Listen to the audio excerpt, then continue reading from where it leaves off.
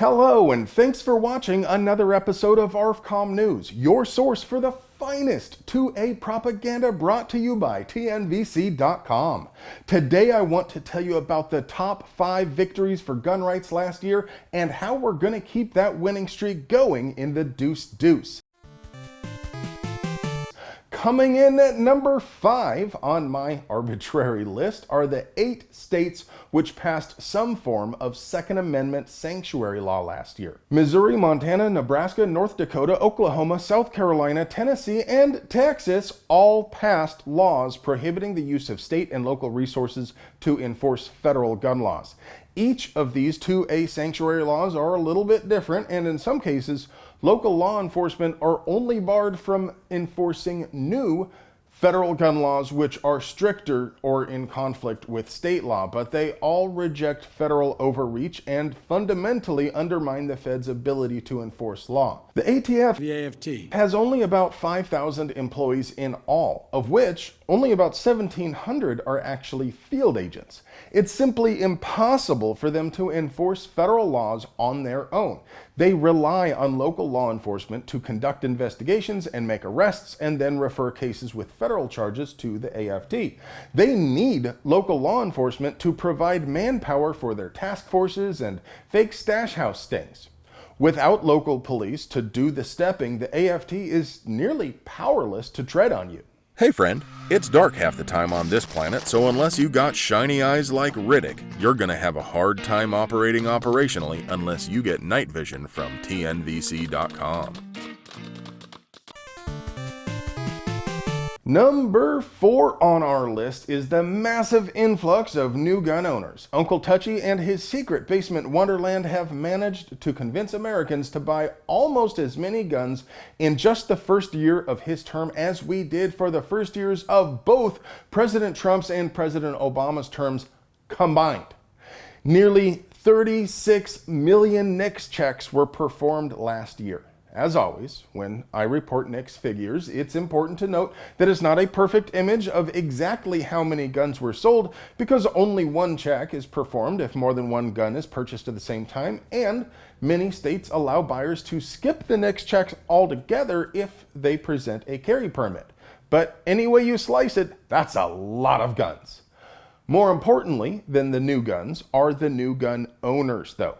A large portion of those NICS checks were for people who bought a gun for the first time.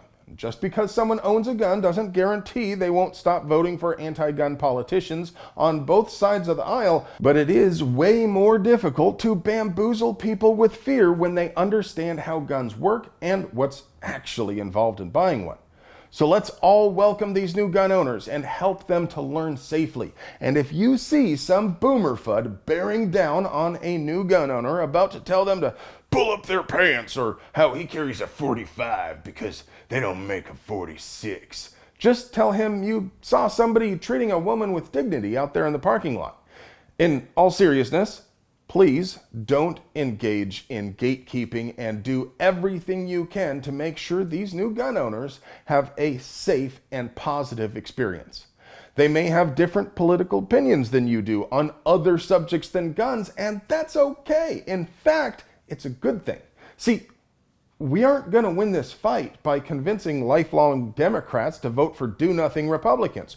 We're going to win it by convincing people of all political backgrounds to kick out any politicritter who even hints at gun control, particularly in the primaries, regardless of party. This is a hard pill to swallow, but the only way to win is to put an end to gun rights as a wedge issue, and to do that, we're going to need Democrats and Republicans on our side. Number 3 on our countdown is the Kyle Rittenhouse acquittal. I believe it was insanely reckless for Rittenhouse to move on foot through an active riot without traveling Overwatch and solid combo with multiple well-trained teammates. And he nearly paid the ultimate price for that decision. But no one can fault his motivations for being there, and his actual use of force was measured and clearly justified. If he had been convicted, it would have seriously undermined the right to self-defense. David Chipman is number 2. Who does number 2 work fool. I don't know if President Poopy Pants really expected him to be appointed as director of the AFT, or if he just wanted to lead with an unreasonable candidate as a negotiating strategy to ensure he can appoint whoever he wishes later on. But Chipman is an incompetent racist hack who is literally a paid shill for the control freak lobby. Had he been appointed, there is no limit to the damage he might have done. Now that's a lot of damage. On the other hand, an aggressive director like that might have handed us just the court case we need to get the whole of the NFA overturned in court. What do you think? If Chipman had been confirmed, would it have wound up being a long-term win for us anyway? And finally, numero uno is constitutional carry passed in Iowa, Montana, Tennessee, Texas, and Utah. I know Texas likes to stand at the door to the party, welcoming everyone in like they threw the party, but really, they just got here themselves. We are glad to have them anyway, though. No one should have to genuflect to the throne of the state to get a permission slip to exercise the fundamental right to self-defense. We ended 2021 with the fitting number of 21 total states with permitless concealed carry. And this year, it looks like Florida, Ohio, and Indiana each have a good chance of passing a permitless carry law themselves. So let's make that a priority this year.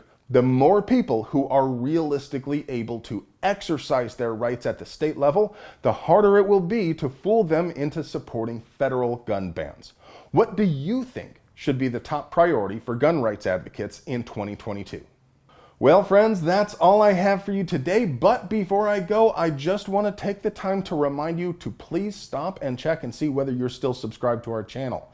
Our robot overlords and the tube of yous know what we want better we could possibly know for little ourselves.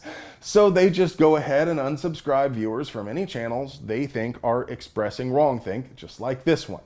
Censorship makes puppies cry, and Captain America is very disappointed. So don't forget to check every now and then just to be sure you're still subscribed to us. And while you're at it, make sure you ring that notification bell so you never miss a single word of our gun rights propaganda. And if you want to receive email alerts for the best deals, the projects we're working on, and the hottest stuff you missed on the ARFCOM forums, you'll also find a Linktree link down there in the doobly-doo for our newsletter.